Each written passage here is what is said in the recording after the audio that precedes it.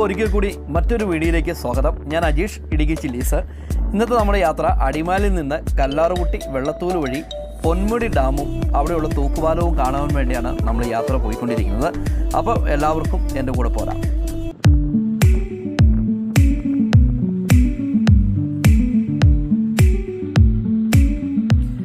അങ്ങനെ നമ്മൾ യാത്ര ചെയ്ത് ഇപ്പോൾ വെള്ളത്തൂലെത്തി. ഈ വെള്ളത്തൂലാണ് രണ്ട് പവർ സ്റ്റേഷൻ വെള്ളത്തൂലിലുണ്ട്. ഒന്ന് ചെങ്കുളം ഡാമിൻ്റെയും മറ്റൊന്ന് നമ്മൾ കാണാൻ പോകുന്ന പൊന്മുടി ഡാമിൻ്റെയും.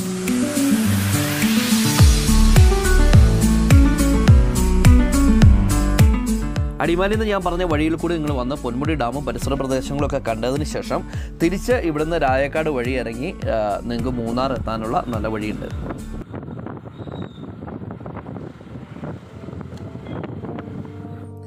ഇത് പന്നിയാറുകുട്ടി എന്ന് പറയുന്ന സ്ഥലമാണ്. ഇവിടെ ഒരുപാട് ആളുകളുടെ സ്ഥാപനങ്ങളും കടകളും കൊച്ചു കൊച്ചു ഒരു ഗ്രാമവും ഒക്കെ ഉണ്ടായിരുന്നു.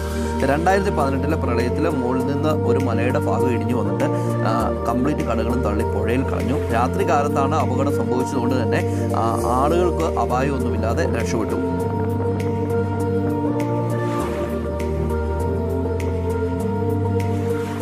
ആ കാഴ്ചകളൊക്കെ കണ്ടിട്ട് നമ്മളിപ്പോൾ തൂക്കുപാലത്തിൻ്റെ അടുത്ത് എത്തി നിൽക്കുകയാണ്. രണ്ട് വഴി നമുക്ക് ഇവിടെ കാണാം. ഈ കാണുന്ന വഴി ഡാമിലേക്കുള്ള വഴിയാണ്. വളരെ ഡേഞ്ചർ പിടിച്ച ചെറിയ വഴിയാണ്. നമുക്ക് പോകേണ്ടത് ഇപ്പുറത്തുള്ള ഈ മനോഹരമായിട്ടുള്ള വഴിയിൽ കൂടിയാണ് നമുക്ക് പോകേണ്ടത്.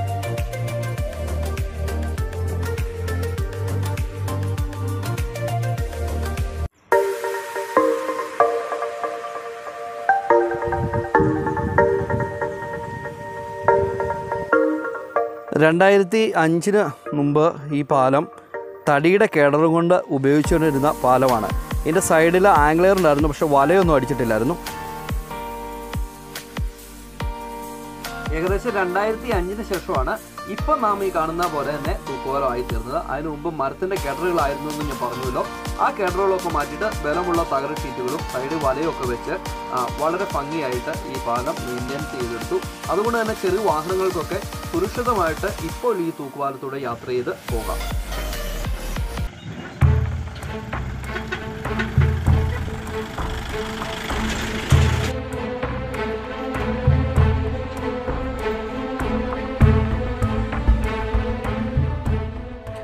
പാലത്തിൻ്റെ മുകളിലുള്ള കാഴ്ചകളൊക്കെ കണ്ടിട്ട് ഇപ്പോൾ ഞാൻ പാലത്തിൻ്റെ അടിഭാഗത്താണ് നിൽക്കുന്നത്.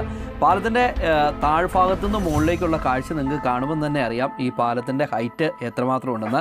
മാത്രമല്ല, ഇപ്പോൾ നിങ്ങൾ ഈ കാണുന്ന ഭാഗത്തൂടെയാണ് പൊന്മുടി ഡാം തുറന്നു വിട്ടാൽ വെള്ളം ഒഴുകി പോകേണ്ടത്. നേരത്തെ ഇത് തടിപ്പാലമായിരുന്നപ്പോൾ ഇതിലൂടെയൊക്കെ വാഹനം ഓടിച്ചുകൊണ്ട് പോകാൻ വേണ്ടി പേടിയായിരുന്നു. പക്ഷേ ഇപ്പോൾ പാലം ബലപ്പെടുത്തിയതുകൊണ്ട് അത്ര പേടിയില്ലാതെ നമുക്ക് സുരക്ഷിതമായിട്ട് തന്നെ കടന്നു പോകാൻ പറ്റും.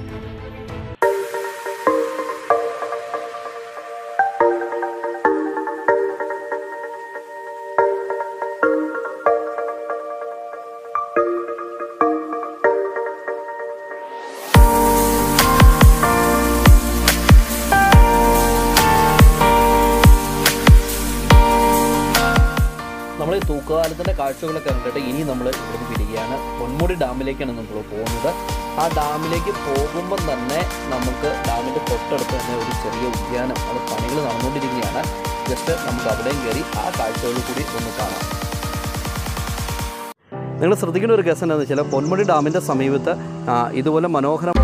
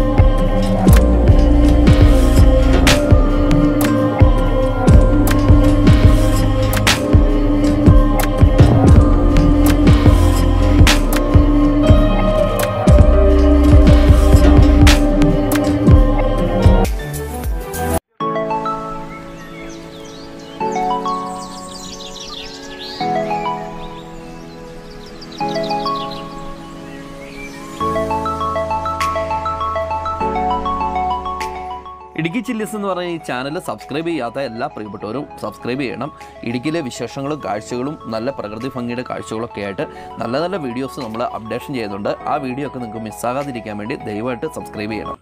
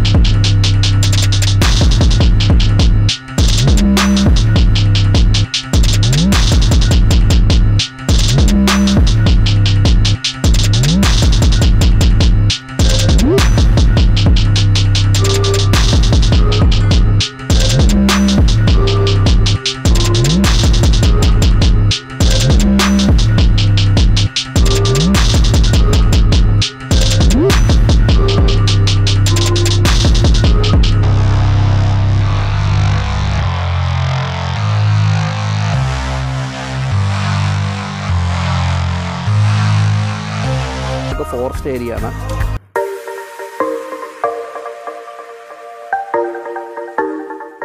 താഴെ കാണുന്ന ഒരു ചെറിയ ഷട്ടറാണ്. മാത്രമല്ല ഇത് കൂടാതെ 3 ഷട്ടറുകൾ കൂടി ഡാമിനുണ്ട്. ഇതിൻ്റെ ടോപ്പിലെ ലെന്ത് എന്ന് പറയുന്നത് ഡാമിൻ്റെ നീളം എന്ന് പറയുന്നത് 288.8 മീറ്ററാണ്.